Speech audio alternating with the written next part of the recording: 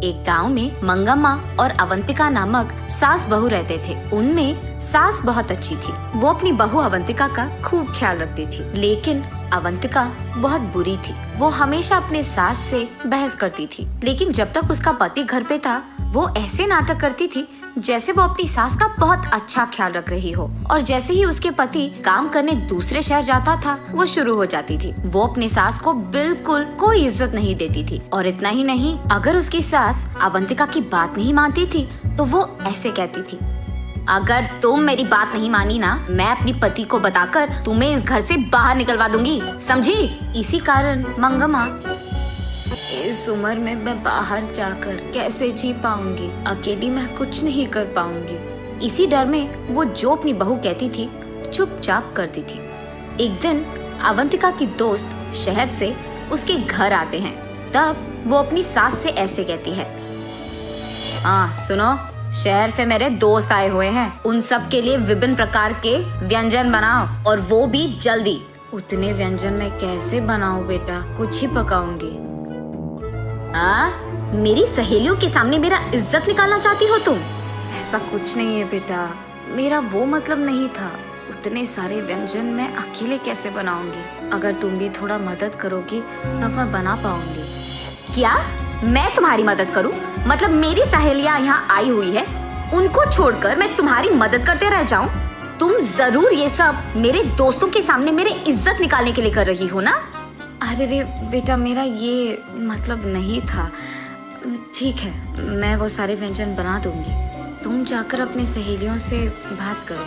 ये कहकर मंगम्मा वहाँ से जाकर रसोई घर में एक के बाद एक व्यंजन बनाने लगती है। और यहाँ अवंतिका उसके सहेलियों के सामने, देखा तुम लोगों ने, मैं मेरे सास को मेरे काबू में रखती हूँ। मेरी सास तो मेरे सामने अपना मुंह भी खोलती नहीं है, मैं जो बोलूँ वही सुनती है, एकदम कुत्ते की तरह। ऐसे वो उसकी सास का मजाक उड़ाती है। उस सारे सहेलियों में से एक उसे देख ऐसे कहती है, अरे सुनो, इस उम्र में अपनी सास को इतना काम देना ठीक नहीं लग रहा मुझे, और वो अकेली इतने सारे काम कैसे करेगी अवंतिका? ऐसे पूछती है। तो चुप कर, अगर हम ऐसे नहीं रहेंगे ना तो ये सब हमारी सास ना हमारा फायदा उठाएंगी, हमें उनके काबू में कर लेंगे और उनका कहना हमें मानना होगा। मैं ऐसे नहीं रह सकती। हाँ, लेकिन ऐसे बूढ़ी औरत को मेहनत करवाना मुझे अच्छा नहीं लग रहा। और वैसे अगर तुम्हारे पति को ये सब पता चला तो सोचो क्या ही हो जाएगा। अरे चल, कुछ नहीं होगा। यहाँ जो कुछ हो रहा है कहीं और बैठे मेरे पति को कैसे पता चलेगा? तू भी ना। अरे पर तुम्हारी सास तो बोल सकती है ना। हाँ, नहीं बोलेगी। क्यों नहीं बोलेगी? क्योंकि मैंने उसको धमकाया कि वो अगर एक भी बात उसके बेटे से बताएगी तो मैं उसके बेटे से खुद उसे बाहर निकलवा दूंगी। हाँ, और वैसे मेरे पति के सामने मेरा एक्टिंग ना ऐसे वैसे नहीं रहेगा, एकदम फाड़ कर रखी है मैंने। ओह, तो ऐसे तुम दोनों को उल्लू बना रही हो। इन लोगों की सारी बातें छुपकर पीछे से उसकी सास सुन लेती है और तब वो फैसला करती है कि उसके बहू को सबक सिखाना ही होगा। तब वो वहाँ से जाकर काम करने में लग जाती है। और दूसरी तरफ अवंतिका उसके सहेलियों के साथ बैठकर खाते हुए पीते हुए बीच बीच में अपनी सास को बुलाकर काम करवाती रहती है। और ऐसे वो अपनी सहेलियों के साथ खूब मस्ती करती है। कुछ देर बाद उसकी सारी दोस्त वहाँ पे खा पी कर चले जाते हैं अपने घर। तब अवंतिका, क्यों सासू माँ, कहाँ पे हो? यही तो हूँ बेटी, क्या चाहिए? घर में बहुत कचरा है, उस रूम में पड़े हुए ग्लास और प्लेट निकाल कर कचरा बाहर फेंक दो और घर पूरा साफ कर दो, समझी? तब तक बहुत काम करने के कारण मंगम्मा बहुत थक जाती है, लेकिन अब वो कुछ कर भी नहीं सकती थी, इसलिए उसके बहू के दिए हुए सारे काम एक के बाद एक खत्म करती है। वहाँ से कचरा फेंक के वो घर पूरा साफ कर देती है। अगले दिन मंगम्मा उदास बैठे रहती है। तब पड़ोसी घर की बेटी अमृता वहाँ आकर उससे ऐसे कहती है, दादी दादी, ये लो मिठाई, खाओ ना, आज मेरा जन्मदिन है। ऐसे कहती है, पर ये सब मंगम्मा नहीं सुनती है, अपने ख्यालों में खोई रहती है। तब अमृता दादी दादी ऐसे जोर से पुकारती है। तब मंगम्मा होश में आकर,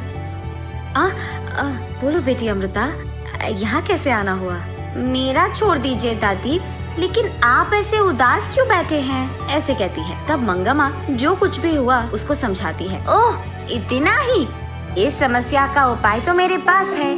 बस आज के लिए जो भी तुम्हारी बहू तुमसे कहती है ना, वो काम कर लो और कल से ये नौबत तुम्हें नहीं आएगी। तब मंगम्मा, ऐसे कैसे अमृता, ऐसे क्या कर लोगी तुम? अरे वो सब आप मुझ पे छोड़ दीजिए दादी, मैंने कहा ना कि मैं संभाल लूंगी।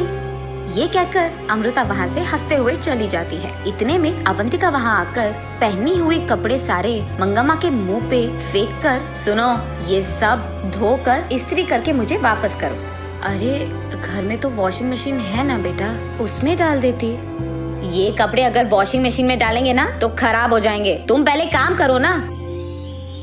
हाँ ठीक है बेटा, धो लूंगी। मंगम्मा उन सारे कपड़ों को अच्छे से धोकर उन्हें सूरज में सुखा करके उसके बहू के पास ले जाती है। ये लो बेटा, सारे कपड़े धो लिया मैंने। अच्छा, तो फिर कपड़े को तय कौन करेगा? मैं? उनका इस्त्री करके अलमारा में लगा दो। उसकी बहू की बात मानकर वो उन सारे कपड़ों को तय करके उनका इस्त्री करके अलमारा में लगा देती है। अगले दिन मंगम्मा का बेटा शहर से घर वापस लौटता है और आते ही, अवंतिका, अवंतिका, कहाँ हो तुम? ऐसे जोर से चिल्लाता है। अचानक उसके पति का आवाज सुनकर अवंतिका डर के मारे भागते हुए रसोई घर में जाकर वहाँ खाना पका रही उसकी सास से ऐसे कहती है, सासू माँ, आप बाहर जाकर आराम कीजिए, खाना मैं बना दूंगी। ऐसे वो मंगम्मा को बाहर भिजाकर हाथ में चम्मच लिए ऐसे नाटक करती है जैसे वो पूरा काम कर रही है। ऐसे ही वो बाहर आकर, क्या हुआ जी, आप एक भी बात बताए बिना घर आ गए? इतनी देर से बुला रहा हूँ, अब आई तुम बाहर? इतनी देर से अंदर क्या कर रही थी? ऐसे पूछता है गुस्से में। वो मैं खाना पका रही थी जी, सुबह से सारे काम कर करके मैं थक गई। हाँ हाँ, मैंने देखा है कितना काम कर रही हो तुम। ये क्या ऐसे बात कर रहे हैं? ऐसे वो मन में सोचती है। तब अवंतिका का पति सीधा उसके माँ के पास जाकर, माँ, तुम्हारी बहू का इस व्यवहार के लिए मैं माफी मांग रहा हूँ। ये सुनकर मंगम्मा एकदम दंग रह जाती है और वो ऐसे ही अपने बेटे को देखती रहती है। अरे ये क्या कह दिया आपने? मैं तो सासू माँ की कितनी अच्छी ख्याल रख रही हूँ, उनका देखभाल मैं ही तो करती हूँ, ऐसे कहती है अवंतिका। हाँ हाँ, ये भी देखा मैंने कि तुम माँ की कितनी अच्छी ख्याल रख रही हो।